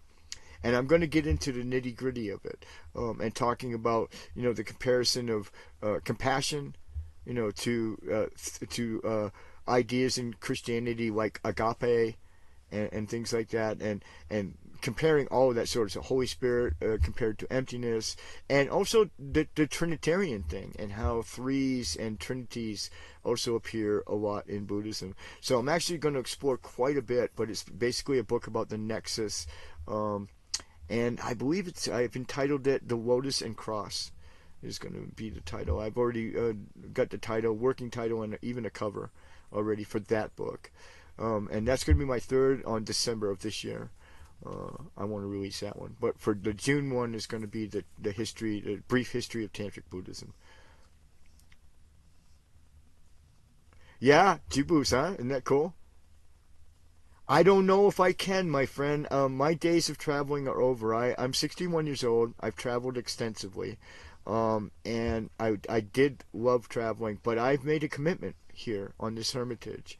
And I've made a commitment with regard to taking the robes. And that commitment involves I'm going to stay here on this hermitage. Literally, guys, until I die. That's the plan. And eventually, I'm gonna do longer and longer retreats. In February, I'm gonna shut the whole thing down, the internet, the hermitage itself, everything. I'm gonna shut down for 3 days in this February, next week actually, to do a retreat remotely with Lama Choga. He's over there in Germany now. And so that's going to be the first one that I've done on here. But I'm going to do longer and longer retreats until I do my 3-year retreat. What they call the Lama retreat. But I'll do my three-year retreat up here on the mountain as well. Probably within the next couple of years, I'm going to start planning for my 3-year retreat. But my idea is to stay here on this mountain forever. And that's why an investment in the hermitage really is an investment in stability, guys. I'm not just building a place where other people can come. No, I'm not just building a place where other poor people and other renunciates and other monastics and all of you, everybody in the Insight Sangha, Lama Choga's people can come and be here. But the idea is to actually stay here and take care of it, to be the warden and the caretaker of this place until the day I die. And I'm actually not keeping it in my name. When I take the robes, I'm going to donate it to the Insight Sangha. The entire property. By then it'll be paid for and we'll have finished building it, and then I'm going to donate it to them for free, so that Lama Choga can have sort of a USA headquarters here, a place to call home whenever he's in America, and a place to do remote, really remote retreats like he likes to do. And so, monks don't really own private property. And so the last thing I'll do, literally before I take the robes, is sign this place over to Lama Choga and Insight Sangha.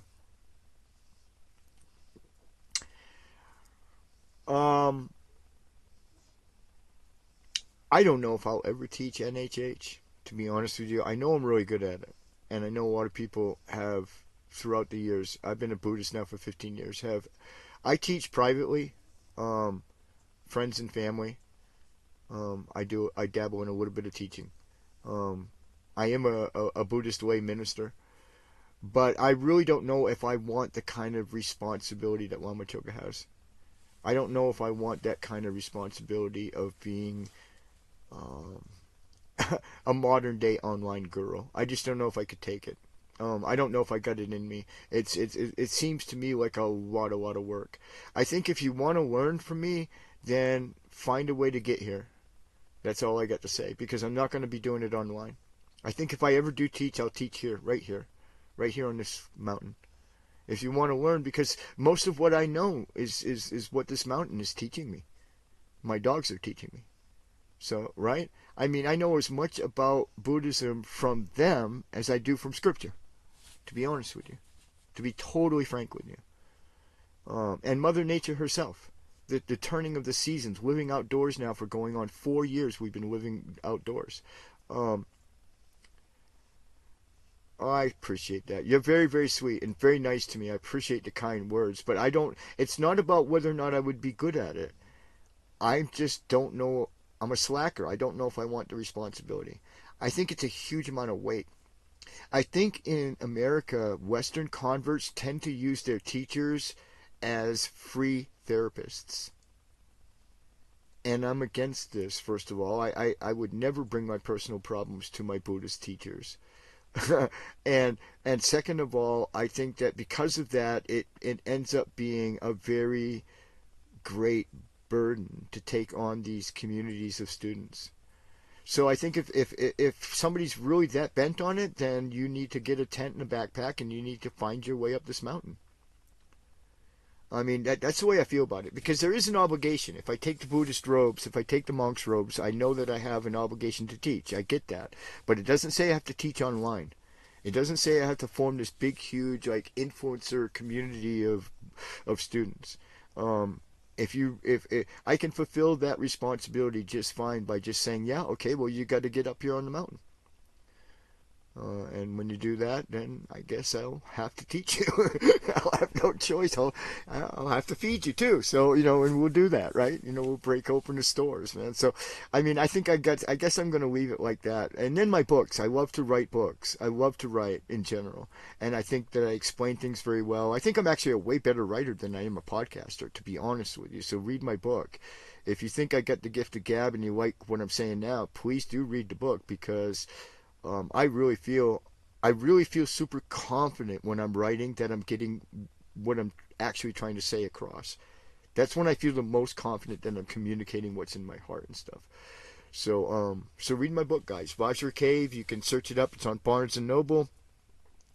Hell, I'm even in Walmart.com and a bunch of other booksellers. If you want the ebook, you go over to Smashwords.com. And search up Vajra Cave. And if you're poor and you can't afford $3 for the ebook, send me an email. In the description of this stream, there's an email. Send me an email, and I'll send you a free copy, a free ebook. Because nobody should ever not read a book because they don't have the money to pay for it. So just write to me, and I'll happily send you an ebook. No charge. But the ebook's only $3, so it's pretty affordable if you got the 3 beans. I should have the links, but I don't, because I've actually, to be honest with you guys, I sold like 30 copies. I'm definitely not getting rich off it. I'm not paying the mortgage of the Hermitage yet off of royalties, but we'll see. Because like I said, I got some more book projects in mind that I want to do. So.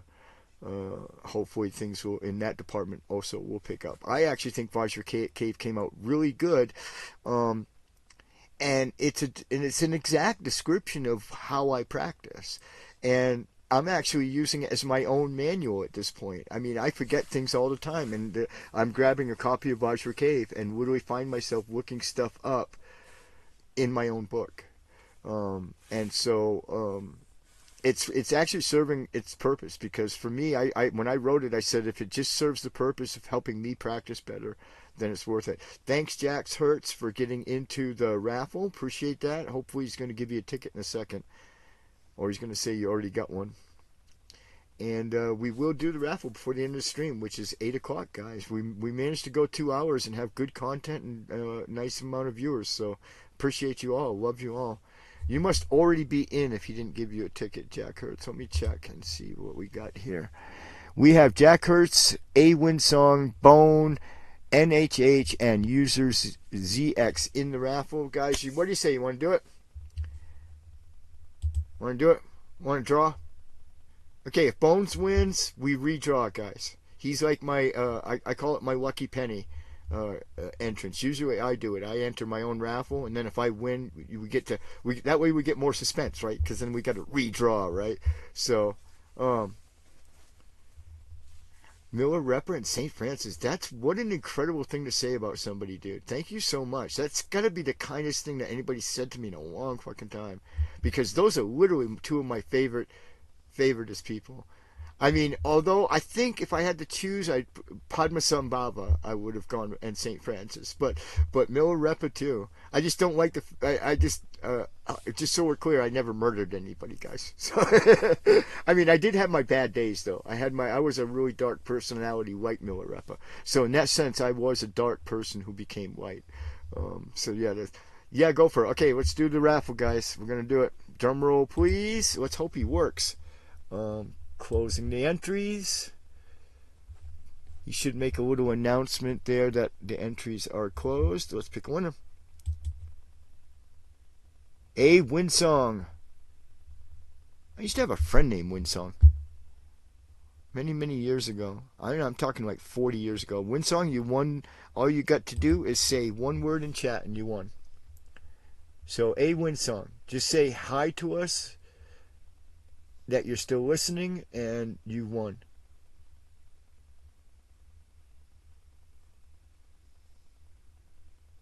Yeah, that's the only thing. I would probably go with Padmasambhava just because I'm not really a very violent person. I don't think I've been in a fist fight in my entire life, guys. I'm really kind of I'm a lover, not a fighter. That's for sure. A win song. If you can hear the sound of my voice, say something in the chat so that we know that you're still here when we drew for the... How far back did he enter?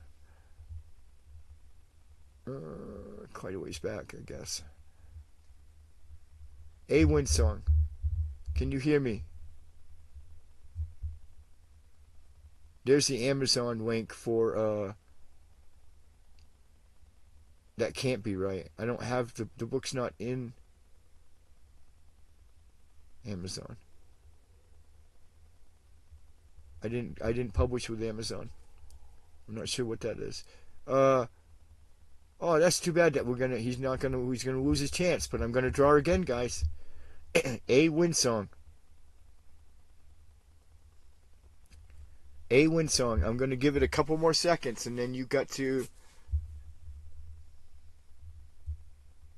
White Knight. Okay, White Knight, you can get into the raffle now too because we're about to draw again because apparently our winner is not present and you have to be present in the chat. So Whitey Knight, type in !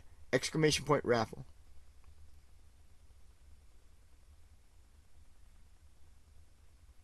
No, I remember seeing A Wind. I saw him. And I said hi to him. And he entered the raffle, but he must have left. I'm not in Amazon, so I'm not sure how that's possible because I didn't publish in Amazon. But I didn't click the link either because I don't want to make the stream scramble up. Whitey Knight, get in the raffle. There you go. You're in. Now we'll draw again, guys, because A Wind obviously didn't stay. Anybody else? You got like about 5 seconds to type in ! raffle. Oh wait, I gotta open the raffle back up. Hold on, you gotta do that again, Whitey Nighty. I gotta reopen the raffle. Resume entries. Now do it, Whitey Nighty. Do it one more time. Bear with me. Be patient. One more time, Whitey Nighty. Whitey Night. I had to reopen the raffle so that you could enter.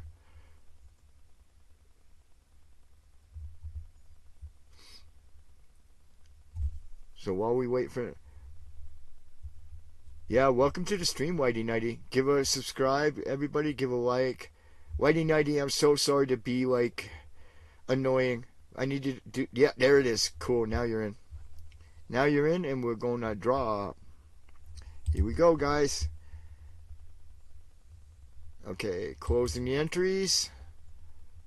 Picking the winner. Jack Hertz, 5772. You are the winner of tonight's. I bet he's still here. Jack, you still here? I think he stays to the end. Jack Hertz. Are you still here? Sometimes people minimize and they can hear the thing, but they're doing something else on the, you know what I mean, on their laptop or whatever. But if you can still hear my voice, we'll wait a little bit and we'll give you a chance. But you got to say hi to me, Jack Hertz. I don't see where the last time you said hi, so you got to show me that you're here in the chat. Jack Hertz.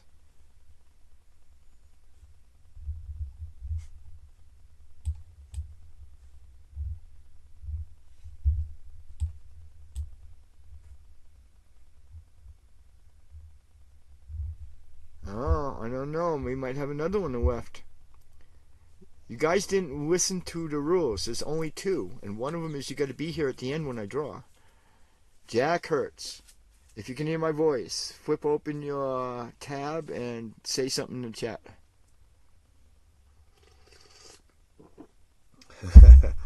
This is like my old gaming streaming days. I remember when we used to have to draw 3 or 4, sometimes 5 times, man, to get a winner because people would always leave. All right. I know, right? But that's the rule. The rules is the rules, and the rules exist for a reason. It's literally no fun at all if people just come and they'll enter the raffle and leave, right? And that's just not the point. The point is to, again, audience retention. So is the point of the mailers. That's why I'm investing in them. All right, we're gonna draw again, guys.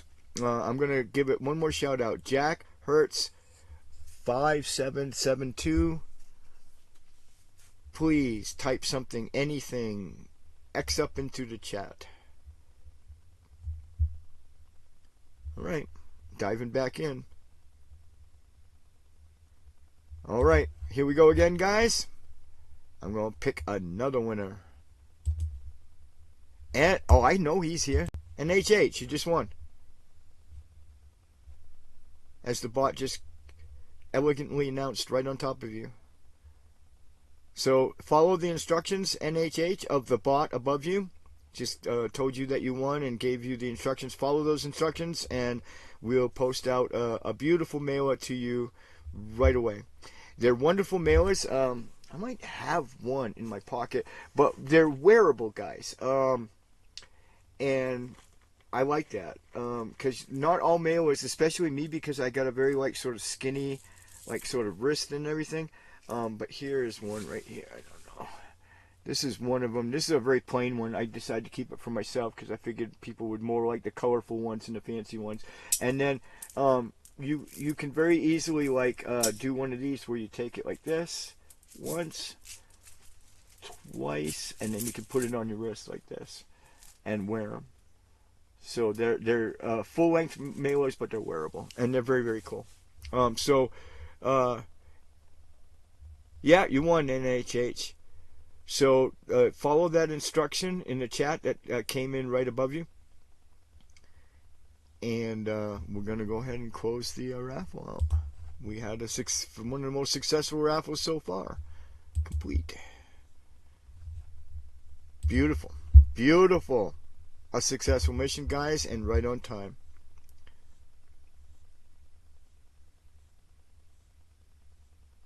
Oh, I'm sorry, Whitey Knight. Come back next week. We're going to do it every week. All we need is 5 entrants, and I got plenty of mailers. I'm always going to have plenty of mailers. So we're going to do it again next week, guys. The show airs 6 to 8 p.m. Pacific time. Same time as this week. And we'll be back next week. And we have a closing song, so stick around. It's a really cool song. This week we're going with the country theme because they're in Virginia. So last week and this week we went with the theme of country songs about the Walk for Peace. But we'll close with another Walk for Peace song. Thanks a million. Glad smiling here. Oh, I'm so glad. Thank you so much. I'm so glad you won, dude. Everybody seemed to have a lot of fun tonight. That's great. That's what this stream is about, is to gather with my Dharma friends and have fun. And so I had a blast. I had a good time, and that's an important part of streaming. It really helps the content if you enjoy what you're doing.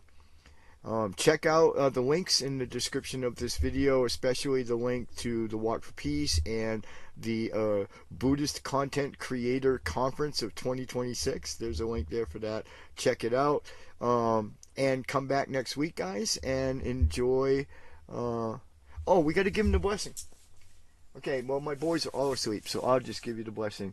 May everything be auspicious this week, you guys. May you be blessed. And please, please, please, don't forget to pray for the lead monk and Aloka and all the monks of the Walk for Peace.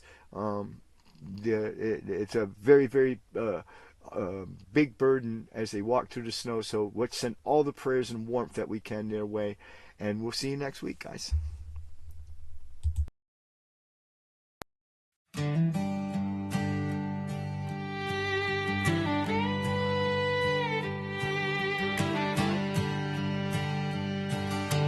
Every morning we wake up and pray for the world. Every morning we wake up and walk through the cold. The ache in our feet is a shadow next to the suffering of others. They are struggling, forced to endure difficult lives. Walking from town to town, we see crystal trees. Walking from town to town, we met all people. A biting cold burns our faces, forcing us to walk more mindfully along the streets. We owe our gratitude to this land, shaped by the hands and footsteps of many generations. We carried love and kindness and compassion along the road, carrying hope and the unity flag.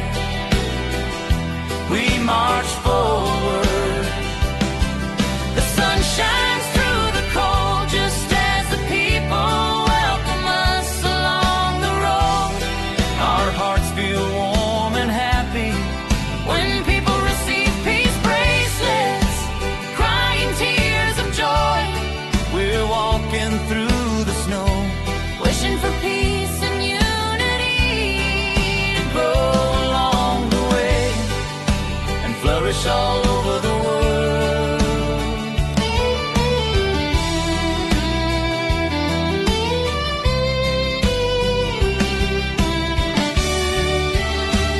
We carry love and kindness and compassion along the road, carrying hope and the unity flag.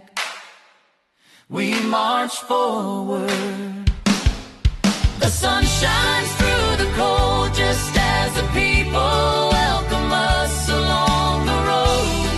Our hearts feel warm and happy when people receive peace bracelets, crying tears of joy. We're walking through the snow, wishing for peace and unity to grow along the way and flourish all over the world. Stopping by town after town, we share our journey. Stopping by church after church, we share our stories. The biting cold brings a strange peace, drawing us together to share our hearts with joy.